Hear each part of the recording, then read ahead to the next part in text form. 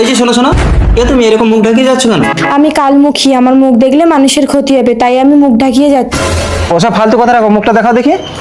না না, তোমারও কিন্তু অমঙ্গল হবে। আচ্ছা হোক আমার অমঙ্গল, মুখটা দেখাও। দেখবে, এই দেখো। সরি দেখো, সরি, আমি বুঝতে পারি না, আমি নতুন শিখছি তো। ঠিক আছে। এই তুমি মুখ দেখাও, মুখ দেখাও। আমি তো বলেছি সত্যি তুমি কালমুখী, তোমার মুখ দেখলেই অমঙ্গল, তুমি কাউকে মুখ দেখাবে না। আচ্ছা এভাবে মুখ ঢাকিয়ে কোথায় যাচ্ছ? আমি কালমুখী বলে কেউ আমাকে বিয়ে করতে চাইছে না, তাই আমার মা আমাকে ঘর থেকে বের করে দিয়েছে। তাই? ওই একজন আসছে দেখতে পাচ্ছ? ও আমার জমজ ভাই, আমার নাম জম, ওর নাম জমাট। ওকে নাকি সবকিছুর ভাগ দিতে হবে, ওর জন্য আমি বিয়েটাও করতে পারছি না। তুমি যদি তোমার মুখ দেখি ওর ক্ষতি করতে পারো তাহলে আমি তোমাকে বিয়ে করবো। ঠিক আছে। এসে গেছি, এসে গেছি, যাও যাও। জমাট আমাকে পছন্দ তোমার? দেখো, জমের পছন্দ মানে জমাটেরও পছন্দ, ওই একটাতেই জমজমাট। এবার আমাকে বিয়ে করো। ওই কিছুই তো হলো না।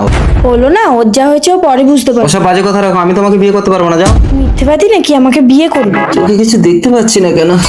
এ কি, মেয়েটাকে দেখার পর চোখ ঝাপসা হতে হতে চোখে আর কিছু দেখতে পাচ্ছি না কেন? জম। মেয়েটার মুখ দেখে জমার তো সত্যি সত্যি অন্ধ হয়ে গেছে। না, মেয়েটাকে বিয়ের কথা দিয়েছে, আমাকে বিয়ে করতেই হবে। আন্টি, হ্যাঁ কে? আমি জম। কি হয়েছে? আপনার মেয়ের মুখ দেখে আমার জমজ ভাই জমাট অন্ধ হয়ে গেছে। এই কালমুখী, হ্যাঁ মা। এই কেন বলেছি রাস্তায় কাউকে মুখ দেখাতে না? ওকে মারছেন কেন? আমি আমার জমজ ভাই জমাটকে ওর মুখ দেখিয়ে ক্ষতি করতে বলেছি। তাহলে আমার মেয়ের কি দোষ বাবা? না না, ওর কোনো দোষ নেই, আসলে আমি কালমুখীকে বিয়ে করতে চাই। কেন বাবা, নিজের বিপদ নিজে ডাকছো? ওর মুখ দেখলে কিন্তু ভস্ম হয়ে যাবে। না আমি তোর মুখই দেখবো না। যা কালমুখী যা, জামাইকে যা দেখাস দেখাস, কিন্তু নিজের মুখটা দেখাবি না, ঠিক আছে মা? ঠিক আছে শাশুড়ি। যা কালমুখী জমজমাটকে বিয়ে করেছিস তো, এবার দুই ভাইয়ের ঘর করতে হবে দেখবি। তবে রে, বেশি কথা বল। আমি কথা বলতে পারছি কি? একটু কথা বলতে পারছি না। কালমুখী চলো। এসো কালমুখী, এটাই আমাদের ঘর। এই তো জমাট। জমাট, আমি বিয়ে করে এসেছি।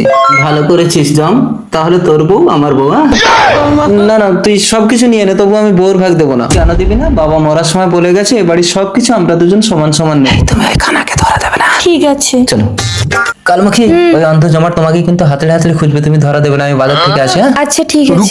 আমি বাজারে যাচ্ছি। নতুন বিয়ে করে বাইরে বেরোতে নেই, আমাকে দিয়ে আমি হাতড়ে হাতড়ে এনে দিচ্ছি। না, ঘুমটাটা এবার খুলে ফেলি। আমার স্বামী তো বাজারে গেছে, আর এই অন্ধকে মুখ দেখালেও কোনো ক্ষতি নেই। বাজারে গেছে, ভালো। বন্ধু, তুমি যদি শয়তানকে ভালোবেসে থাকো তাহলে লাইক সাবস্ক্রাইব কিছু করার দরকার নাই। আর যদি মা বাবাকে ভালোবেসে থাকো তাহলে লাইক সাবস্ক্রাইব করে যাবে অবশ্যই। হয়েছে। এ কি, তুমি আমাকে মুখ দেখালে কেন? কি তুমি বাজারে যাওনি? দাদা দাদা রেখেছে, আমি ঘরে ছিল। এবার আমার কি ক্ষতি হবে তার? ঠিক আছে, হবে কি, হয়ে গেছে, ওই দেখো। আমি মরে গেছি। ও মা গো, আমার মুখ দেখে আমার স্বামীটা মরে গেল গো। কেঁদো না কালমুখী, আমি তো আছি।